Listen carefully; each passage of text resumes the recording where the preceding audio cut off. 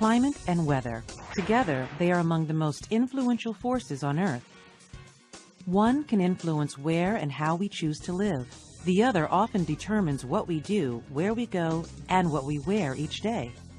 Climate refers to the average weather conditions of a place over a long period of time.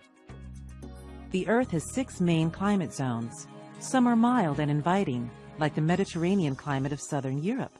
Others are harsh, like the arid deserts of northern Africa and the frozen tundra of Greenland. Through history, climate has often played a part in where people have chosen to settle. In the ancient world, some of the first permanent human communities occurred in places with hospitable climates. But humans have long had an amazing capacity to cope with more severe and challenging climates.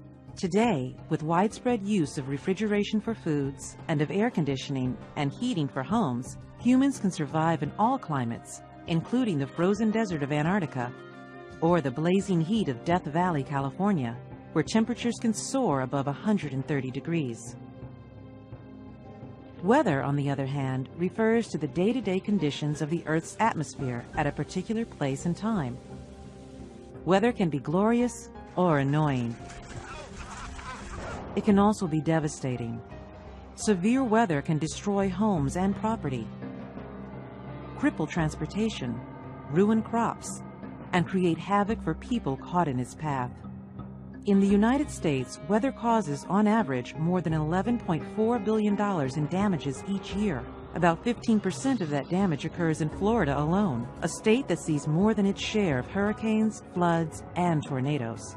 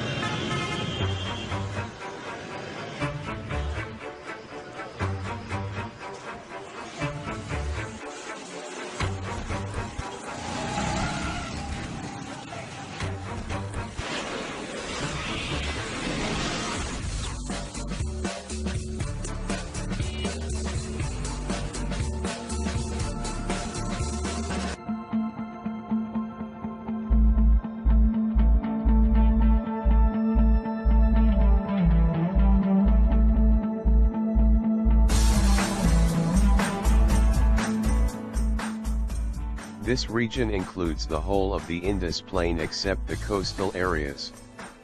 Most parts of the Indus Plain lie western end of the tropical monsoon at the zone.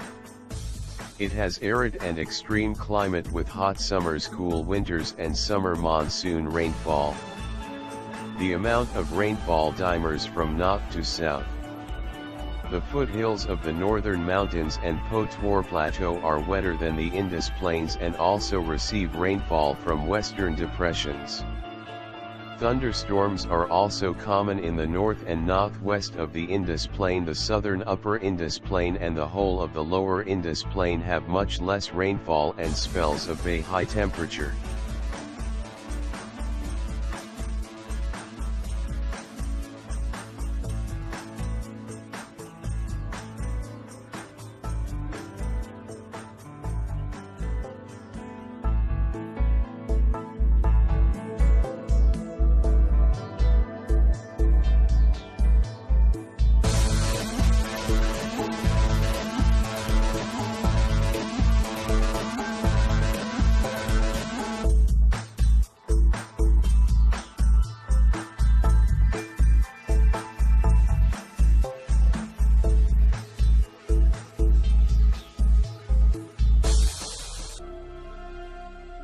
The temperature is moderate. The difference between maximum and minimum temperature is less.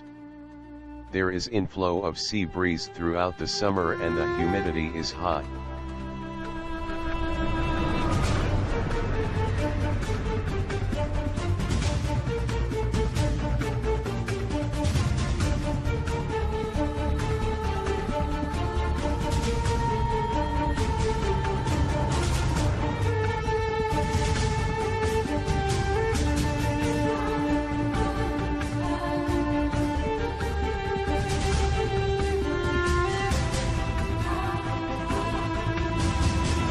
A maritime influence is an influence in which areas near the ocean receive more precipitation.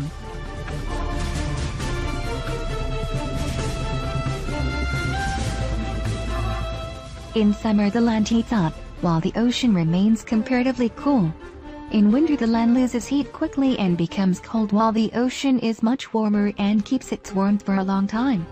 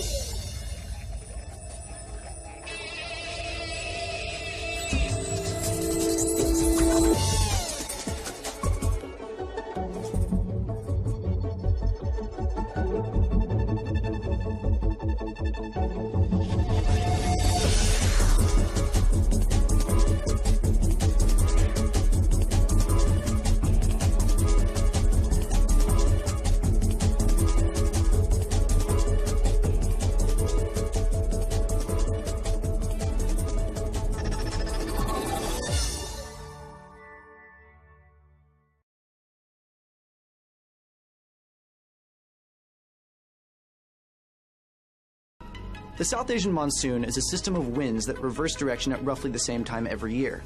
As they move up and down the Indian subcontinent, these winds carry fresh water to hundreds of millions of farmers. Consequently, the usually highly predictable monsoon rains are the lifeblood of agriculture throughout the Indian subcontinent. The monsoon has two phases. The first carries moisture from the Arabian Sea up through the Indian subcontinent. It begins in June and covers most of India with rain until September. In late September, these winds reach the Himalayas and make an abrupt about-face. From late October to December, the monsoon glides back down over the subcontinent on its way to the Indian Ocean.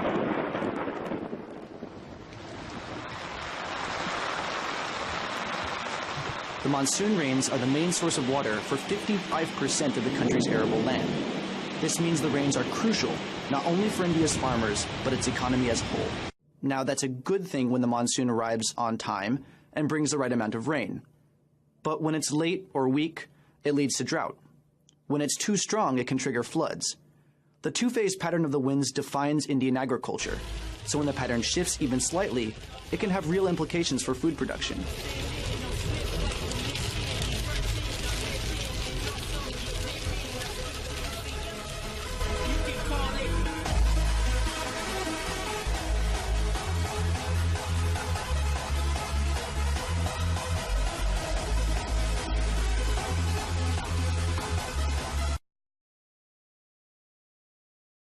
As this warm air moves away from the sea towards the mountains, something crucial will happen to it. Let's take a volume of this air. You can't see it, but it has water in it in the form of vapour. How much vapour depends on the air temperature. This mass of warm air at 30 degrees can hold around 15 grams of water vapour in every kilogram of air. When the temperature of the volume of air goes down beyond a certain point, the water vapour condenses into water droplets. The droplets form around specks of dust or around specks of salt picked up from the sea. We can then see the water as clouds. And when the droplets grow large enough, they fall as rain. This whole process happens as the warm air rises and cools against the windward side of the mountains. 2 or 3 times a week you can see it with your own eyes. This is temperate rainforest, one of the rarest vegetation types in the world today.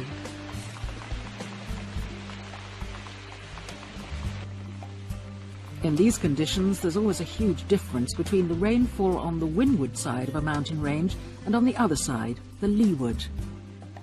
It happens worldwide where mountains stand in the way of the westerly winds in the temperate latitudes.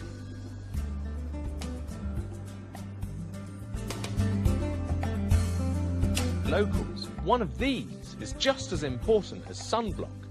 In fact, they have a saying, the hotter it is, then the harder it will rain. That's because the weather patterns here are dominated by convectional rain. It's another way in which air is lifted and cooled. When the ground gets intensely heated by the sun, the warm air rises. As it does so, it cools and the water vapour condenses. Clouds are formed, eventually leading to rain.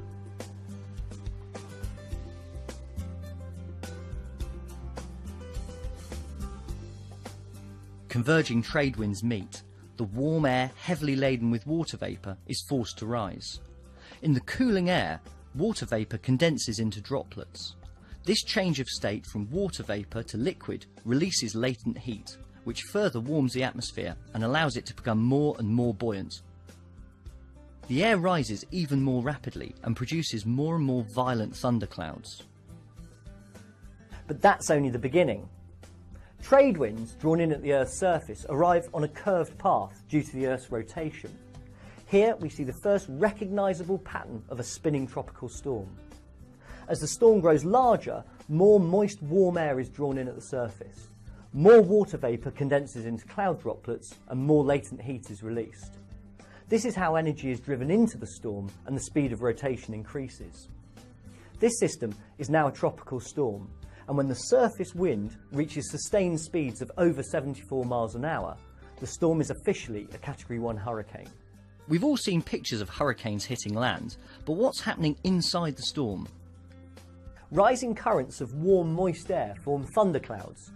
As the air cools, it becomes more dense and falls again, and we get this alternating pattern of storm clouds with clear slots in between. This gives us the appearance of spiralling rain bands, which we see on satellite pictures looking down on hurricanes from above. Hurricanes are measured on a scale from 1 to 5, depending on the wind strength. As a hurricane grows in intensity, it develops a very distinctive structure with what looks like a hole in the middle of a swirling mass of clouds. This clear zone in the centre of the storm is called the eye, and around it is the eye wall. The eye wall is the most destructive part of the hurricane, containing the most severe thunderstorms and the very strongest winds. In a Category 5 hurricane, winds in the eye wall can exceed 155 miles an hour. Yet in the eye itself, the wind drops right away to give a short-lived, eerie calm. As well as causing massive damage simply because of their destructive strength, hurricane-force winds can have an even more devastating side effect.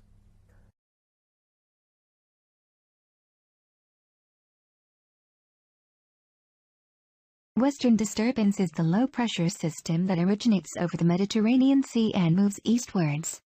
This causes rainfall in Iran, Pakistan, and India and snowfall in India.